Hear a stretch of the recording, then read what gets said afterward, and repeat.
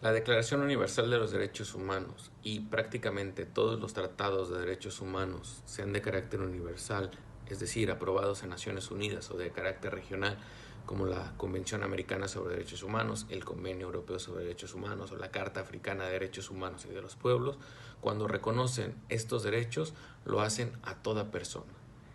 Esto significa que nadie, es decir,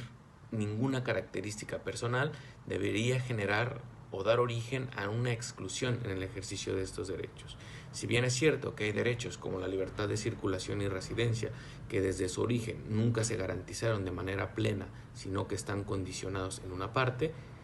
la realidad es que detrás de la idea de los derechos humanos es que todas y todos podamos gozar de estos independientemente de nuestro color de piel, nuestro origen nacional, étnico, condición social o cualquier otra característica personal.